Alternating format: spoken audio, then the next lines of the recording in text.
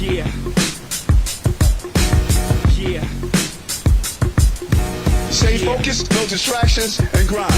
Stay focused, no distractions, and grind. There are only two types of Americans: those who live in New York and those who wish they could.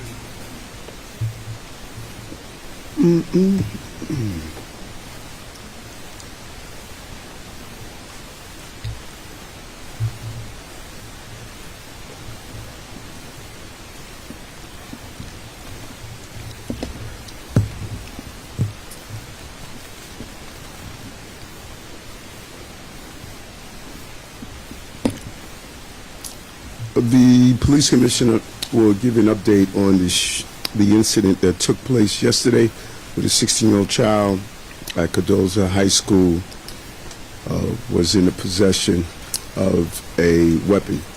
And just before we start, I just really want to thank our partners, the crisis management team members who are here, and DA Clark, who has just been a real leader around some of the enforcement to getting takedowns, really finding upstream solutions, collaborating with our office. We cannot thank her enough, and our other DAs as well. But we're in the Bronx, so I want to give credit where credit is due.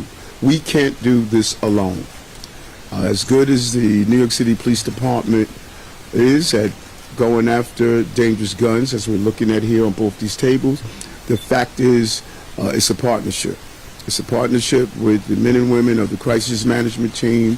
They're not out there with a vest on. They're not out there with a weapon to defend themselves. And they're going into dangerous environments, and they do it with the drive and energy to stop what many people don't realize: retaliatory shootings. After there's a shooting, there's a desire to go out and to retaliate in hospitals, in front of courtrooms, on our streets. And what these men and women are doing every day to stop the retaliatory shootings is really assisting us in keeping gun violence down. And I just really want to thank them. The work goes unnoticed, and oftentimes they do it without any fanfare at all. I am proud of the many records that have been set by this administration. We say over and over again, the first time ever, the first time ever, the first time ever. But no record is more significant and important than what we're doing around the removal of illegal guns off our street. This year, we removed 4,000 illegal guns off our streets. And one of those guns was removed yesterday with a 16-year-old child that was in possession of. Stopping the flow of guns is something that we need our federal partners to help us.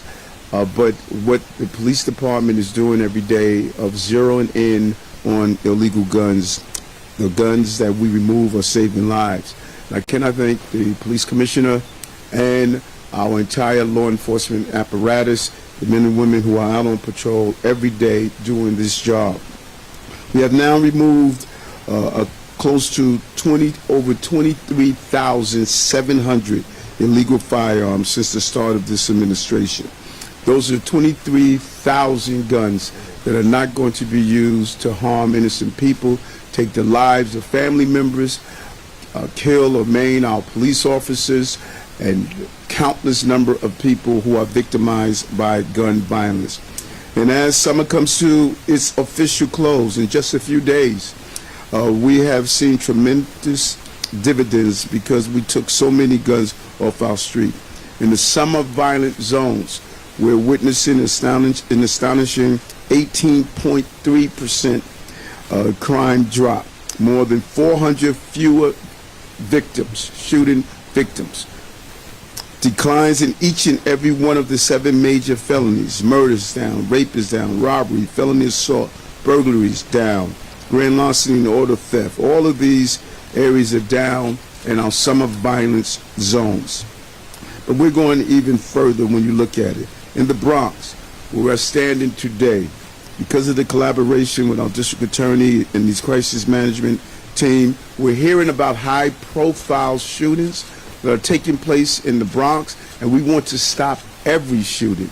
But the fact is, here in the Bronx, crime was down more than 10%.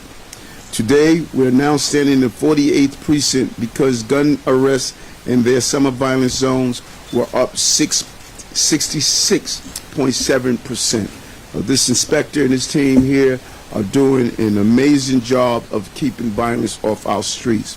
And while at the same time, shooting incidents in the summer violence zones have evaporated.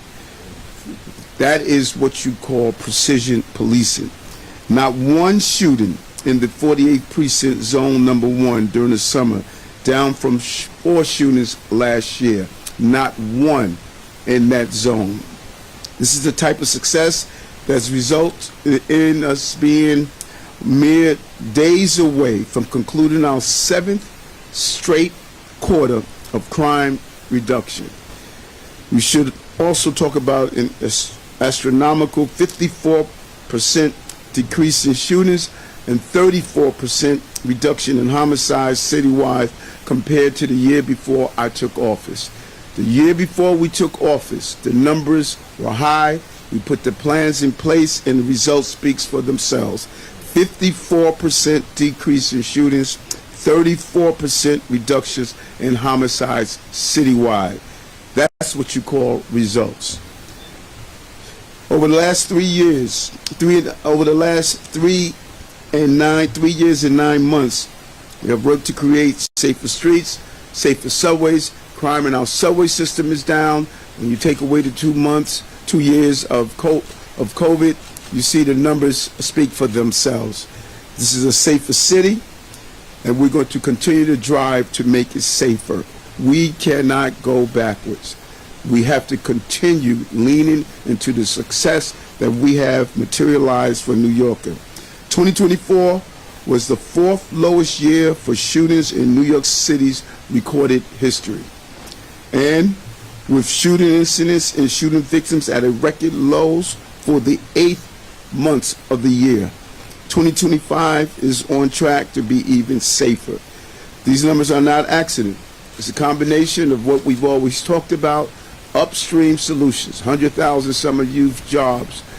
When you look at the Summer Rising program, paid internship programs, dealing with those who are formerly incarcerated, giving them opportunities not to stay on a revolving cycle of violence. These upstream solutions, universal after-school program, pre-K and 3K programs, what we have done upstream has allowed our prosecutors to do the job downstream, as well as our police officers, properly funding our district attorney's offices, giving them the tools they need to do their jobs. It's the combination of upstream and downstream that's creating a smooth stream of nonviolence in our city. And as we have seen so often, taking action on legal guns lead to fewer shootings and lower crime. Thousands of guns off the street means thousands of lives that are saved, thousands of families protected from violence and tragedy, and entire communities made safer, stronger, and more peaceful. Too many families have been impacted by gun violence. I know it because I am in the hospitals, at the funerals, knocking on the doors, speaking to family members and loved ones as they are devastated with gun violence that has continuously impacted particularly underserved communities, and that's why we want to make sure we put the resources where they are needed. Children shot walking to school, officers shot while sitting in patrol cars, grandmothers caught in crossfire on our streets. Now, these are people who we are fighting to protect, and we will continue to dedicate our lives and dedicate our services to protect. Each gun we take off the street has a positive and protective impact that ripples out across our city and uplifts every aspect of our lives. But every firearm taken off our street is only one part of the journey. The criminal justice system is made up of several components. We need our lawmakers and our judges to do their job. That is how we deal with this issue of criminality in our city. It can't continue to be a revolving door.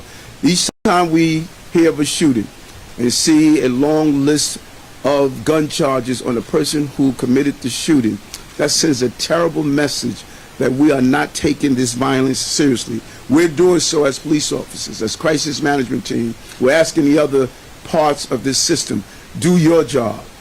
Let's make sure dangerous people don't go through the revolving cycle of being back on our street. Too many people who are carrying these illegal guns have repeated interactions of violence with law enforcement, and that must change.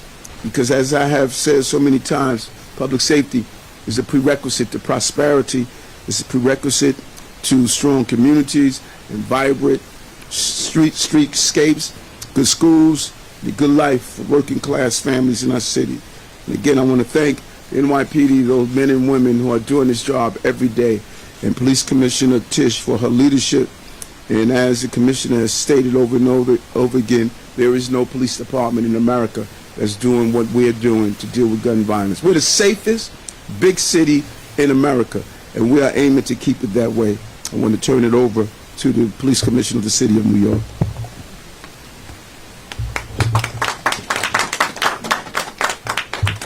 Thank you, sir. I am going to start with a brief update about Cardozo High School. Few things. First, the school opened this morning without incident.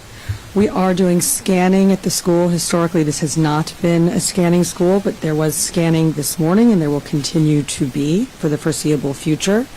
We've also, of course, beefed up our deployments at the school, including both uniform officers as well as our school safety agents. So you'll see a big police presence there and into the future.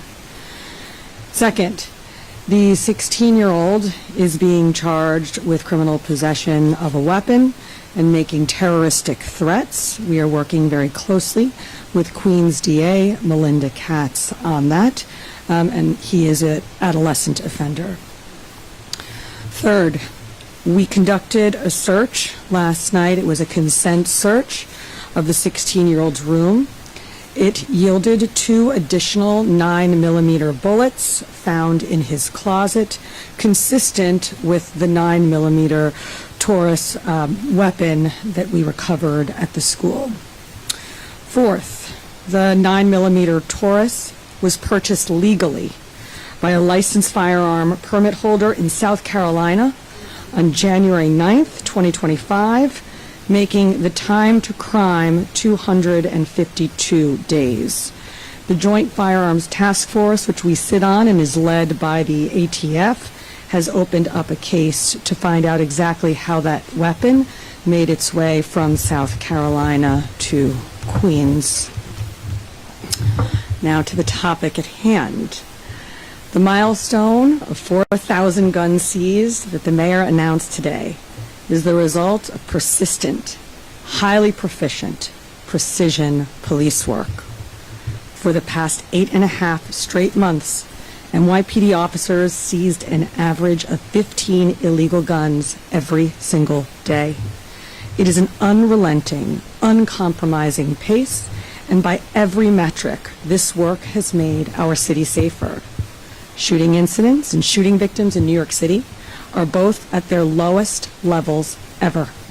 Murders have declined every year since Mayor Adams took office, and they are now down to their second lowest level in recorded history citywide. We just had the safest July and August on our subways ever outside of the 2 pandemic years. And this past summer, the season where we typically see spikes in gun violence and other major crimes citywide, your NYPD cops didn't just slow the trend, they reversed it. Citywide shootings over the summer were down by 23% compared to the same period last year. And where we really see incredible dividends are in the parts of the city that are most plagued historically by crime and violence, our summer zones. 4 months ago, we began deploying thousands of cops in footposts in those areas and during the times that they are needed most. And that plan worked. Over the past 19 weeks, in our summer zones, shootings fell by more than 47% during deployment hours. This includes a 77% reduction in Manhattan North, a 46% reduction in Brooklyn North, And right here in the Bronx, shootings in our zones were down by more than 40%.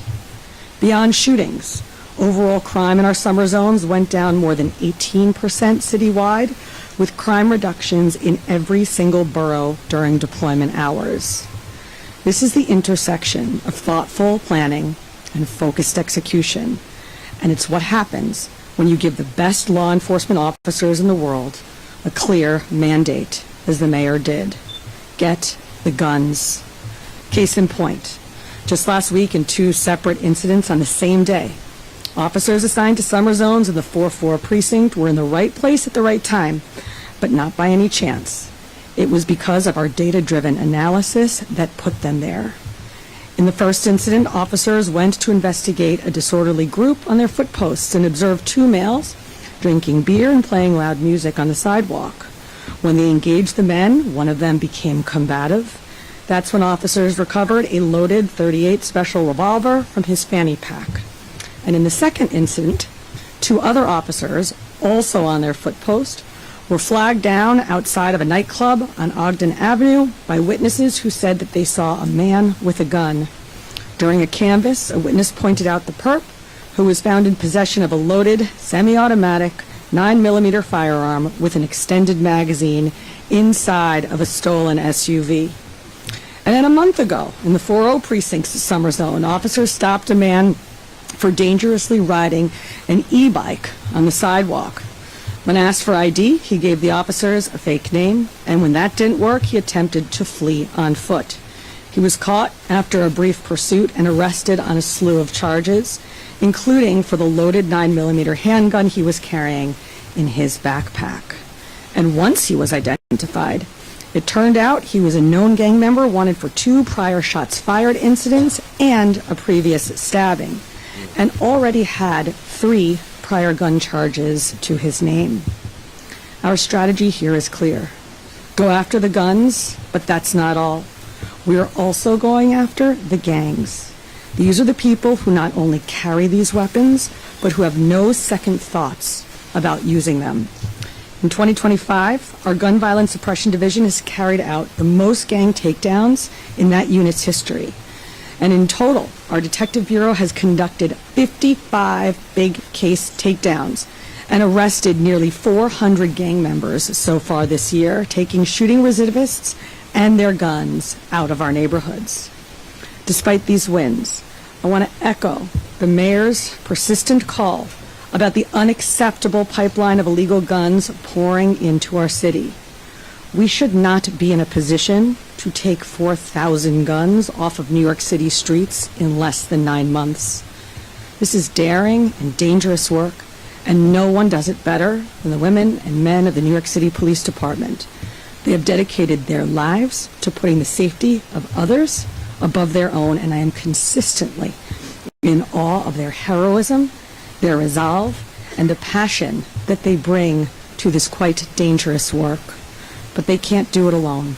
Over the past 4 years, Mayor Adams has put public safety at the center of his vision for New York City. He's thrown his full support behind this department's mission, and as we see today, the results speak for themselves. This milestone is so much more than a number, and the historic decline in shooting victims that resulted goes far beyond any headline, because one person lost to gun violence is far too many.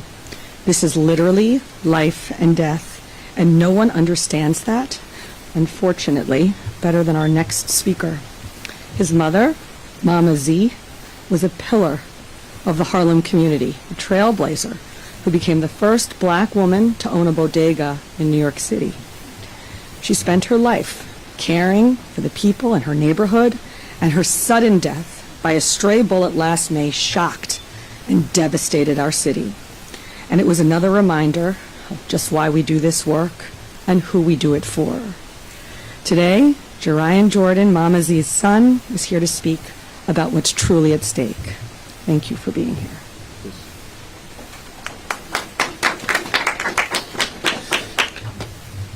Good morning. My name is Jerian Jordan, and I'm here as a son who lost his mother, and as a voice for everyone who has lost someone to gun violence. My mother, known as Mama Z, was the heartbeat of Harlem. She wasn't just my mom, she was the mother of the community.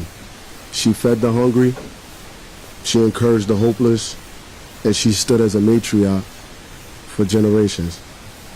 But one stray bullet ended her life, just like that. One moment she was here, the next she was gone. And with her passing, a light went out into our family and into this city. Gun violence doesn't just take lives, it steals futures, it shatters families.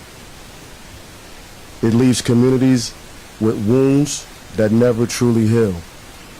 I live with those wounds every single day.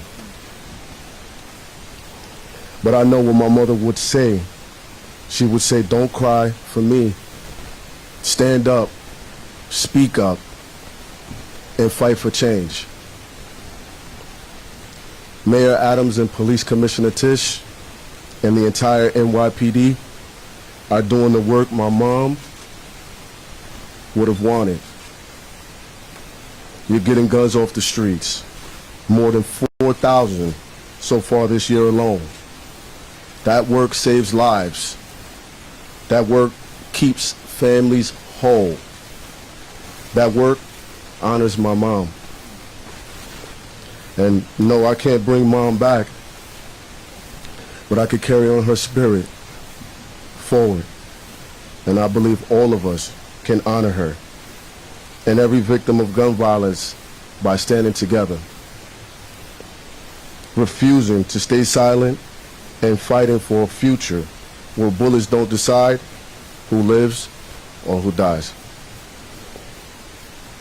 I want to say thank you again, sincerely, to Mayor Adams, to Commissioner Tish, and again to the entire NYPD. Thank you.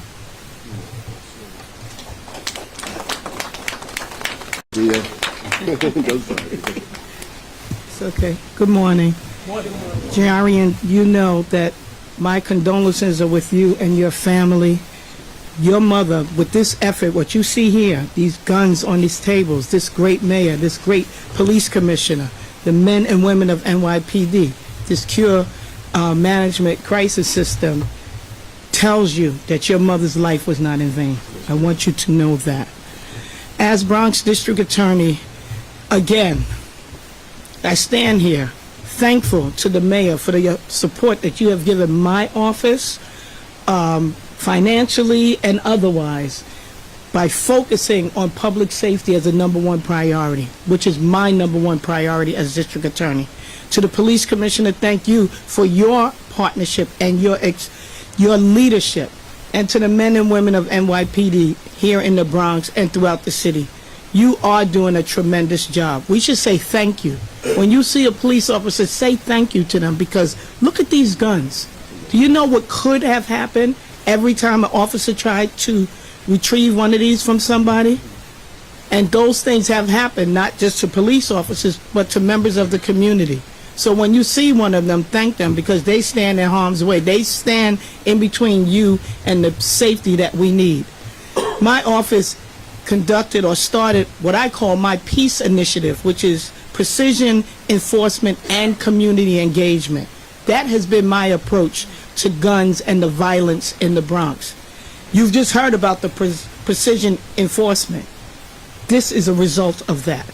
We're doing it every day. My prosecutors are prosecuting these cases every single day. 4,000 guns removed from the city this year, 770 of them in the Bronx. 800 arrests in the Bronx for gun possession. So we're doing the work, but more can be done.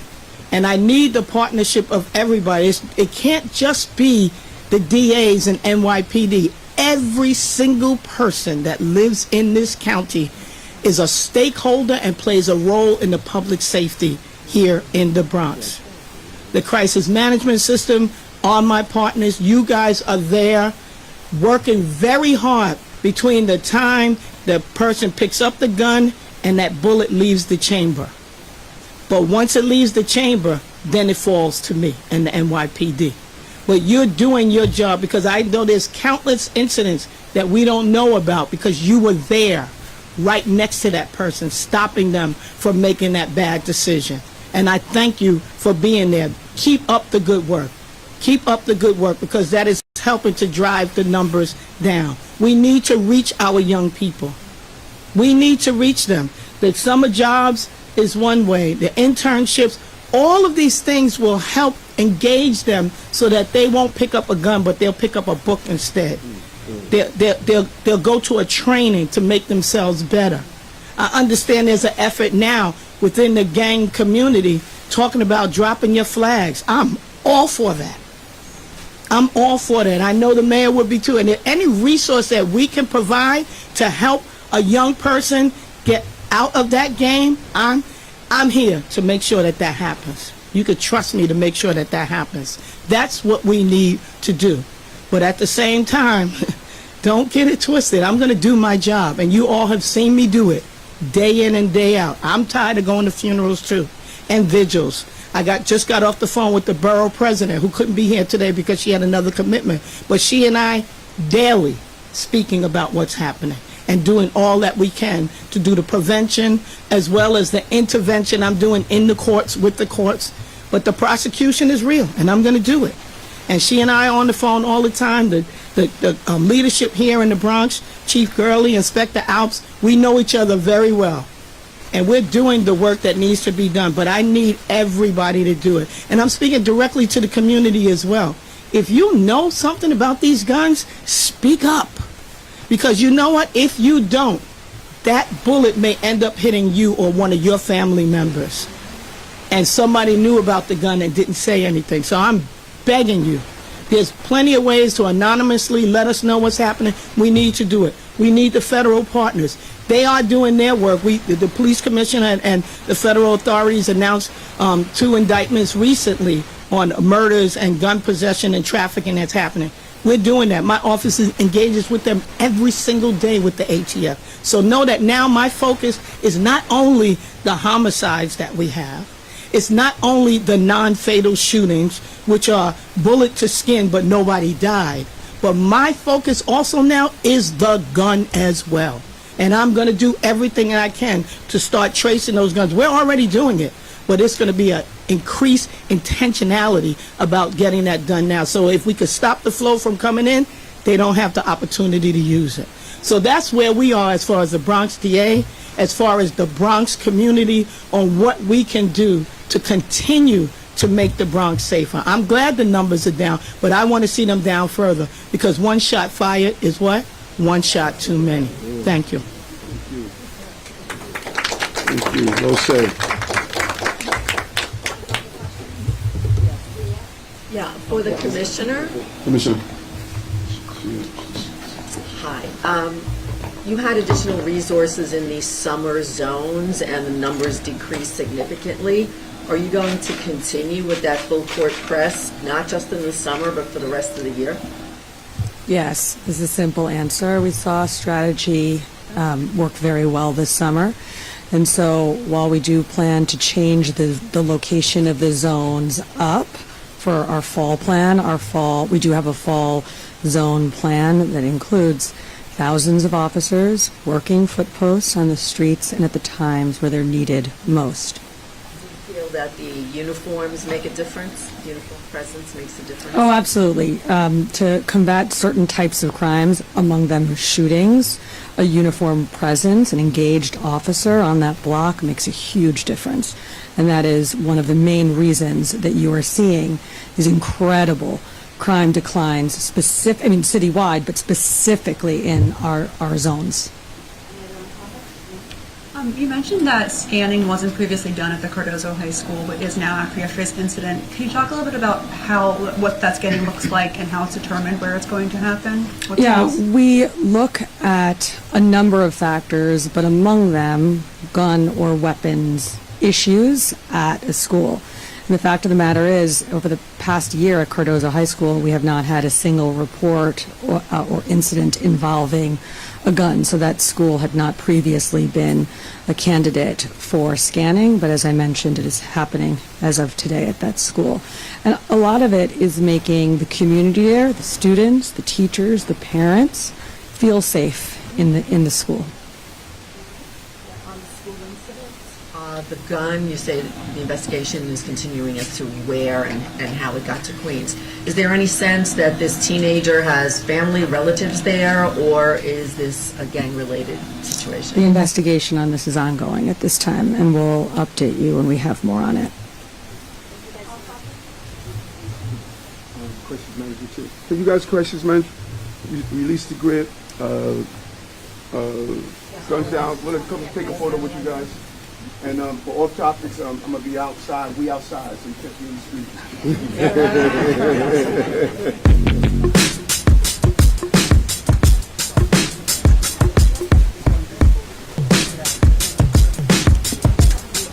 Yeah, I'm out at Brooklyn. Now I'm down in Tribeca, right next to the Narrow. But I'll be hood forever.